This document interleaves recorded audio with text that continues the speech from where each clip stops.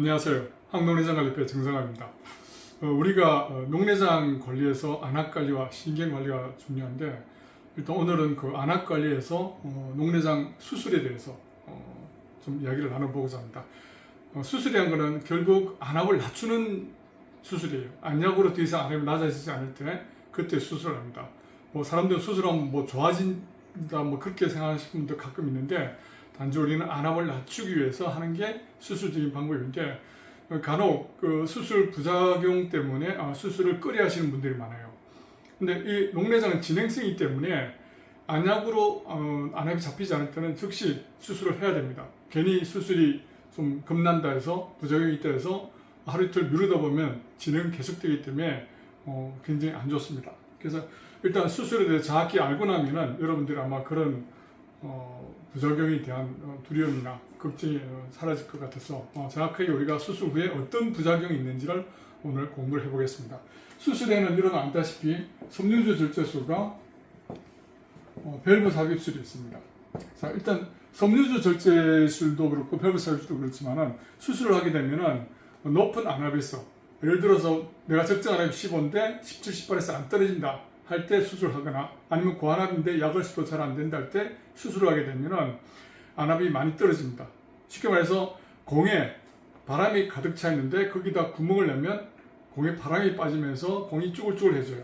그러면 그 수술 전과 수술 후의 안압 차이 때문에 이 뒤에 있는 망막과 황반에 주름이 생깁니다. 이 주름이 생기면은 결국 난반사가 생기고 난시로 인해서 시력이 떨어져서 좀 뿌옇게 보일 수가 있어요. 근데 이거는 사람마다 개인차가 좀 있습니다. 대부분 좀 뿌옇게 보이는 건 난시로 인해서 생길 수 있지만은, 그게 시간이 좀 지나면 조금은 호전은 되지만 완전히 수술 전까지 맑게 그렇게 보이지는 않습니다. 그래서 그런 뿌옇게 보이는 게 있는데, 부작용이 있는데, 보통 섬유주 절제술에서는 뿌옇게 보이는 건 또 다른 두 가지 이유가 있어요. 먼저 아까 말했던 안압차로 인한 주름, 그리고 또 한 가지는 수술하고 나서 출혈이에요. 이 출혈이라는 건 뭐냐면, 우리가 보통 섬유주를 할 때는 여기 섬유주에다가 그 절개를 하는데, 이 절개부에서 출혈이 생기면 이 안에 방수에 피가 섞여서 앞이 뿌옇게 보여요. 이런 경우는 어떻게 그걸 아냐면은, 아침에 일어나면 좀 맑게 보여요. 왜? 피가 가라앉으니까. 하지만 일어나서 움직이면 또 뿌옇게 보이는, 이런 출혈 때문에 생기는 시야 흐림 증상은 시간이 지나면 방수가 빠져나가면서 같이 빠져나가기 때문에 이상이 없어져요. 그래서 보통 짧게는 일주일, 길게 가는 사람 출혈 많을 때는 한 달 정도 가는 경우가 있기 때문에, 그런 경우는 크게 신경을 안 쓰셔도 돼요. 시간이 지나면 괜찮아지니까. 그 다음엔 또 한 가지는 뭐냐면은 홍채 절개부로 인한 빛이 들어와서 이렇게 보이는 거예요. 무슨 말인가 하면은, 우리가 지난번도 우리가 공부했지만은 섬유주 절제술에는 이 섬유주 뒤 후방에 있는 물을 빼기 위해서 홍채 뒤쪽 일부를 이렇게 절개를 해요. 근데 이 절개 부위가 좀 크거나 가장자리가 아닌 앞쪽으로 가게 되면 이쪽으로 빛이 들어와서 상당히 눈이 부셔서 좀 이렇게 보일 수가 있습니다. 이거 흔한 경우는 아니지만 가끔 그런 경우인데, 이런 경우는 좀 시간이 지나거나 그러면 어차피 이것도 상처가 조금씩 아물면서 그 간격이 좀 좁아집니다. 그래서 절벽이 되고 하기 때문에 극히 좀 일부이긴 하지만 그런 경우가 생길 수 있다는 것.